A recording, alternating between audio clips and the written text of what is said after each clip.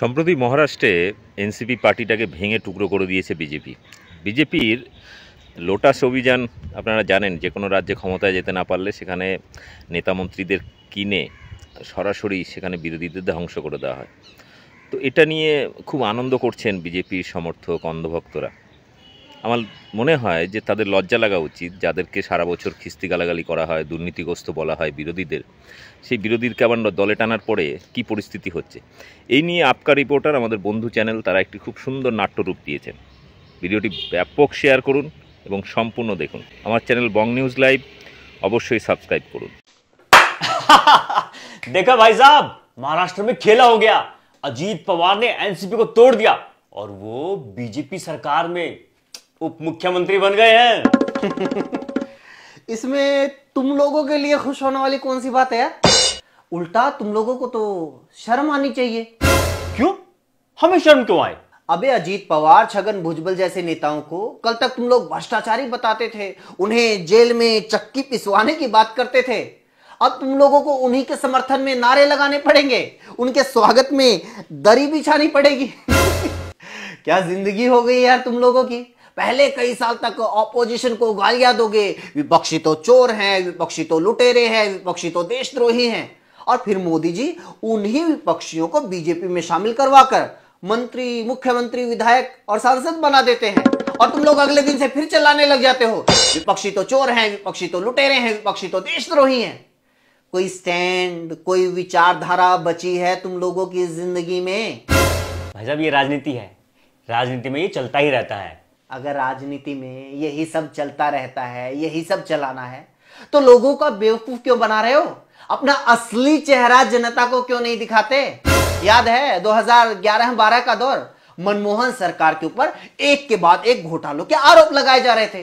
बेशक उनमें से आज तक एक भी घोटाला सच साबित ना हुआ हो, लेकिन ये वो दौर था जब अंजना ओम कश्यप सरकार से सवाल पूछती थी, दीपक चौरसिया अन्ना आंदोलन की रिपोर्टिंग करता था, पूरा बॉलीवुड एंटी गवर्नमेंट मूवमेंट को सपोर्ट कर सकता था। उसके बाद 2014 मोदी जी आए, मोदी जी ने कहा कि वो भ्रष्टाचार को मिटाएंगे, काला धन वापिस लाएंगे।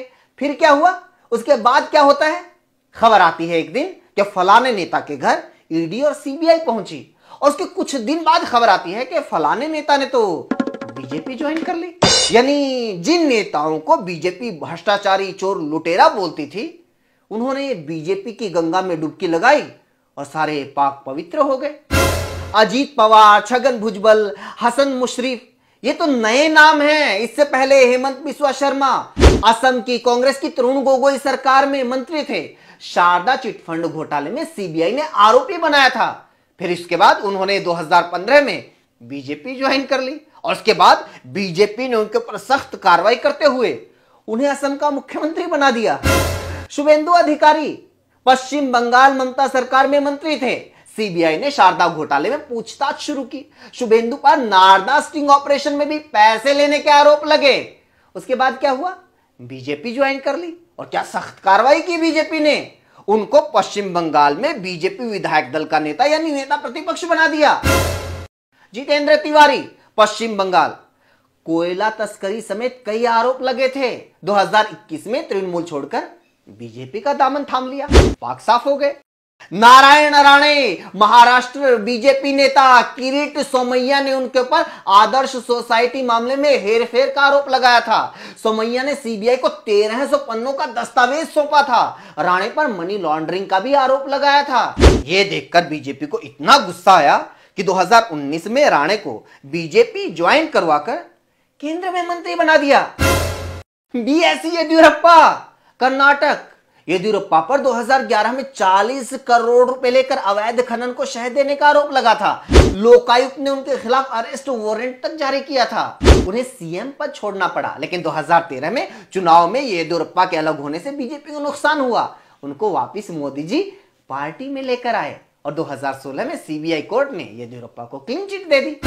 प्रवीण डारेकर, हार्दिक पटेल, कुलदीप बिश्नोई, मुकुल राय, बुक्कल नवाब, सुखराम समेत अनगिनत ऐसे उदाहरण हैं जिनके ऊपर आरोप लगे।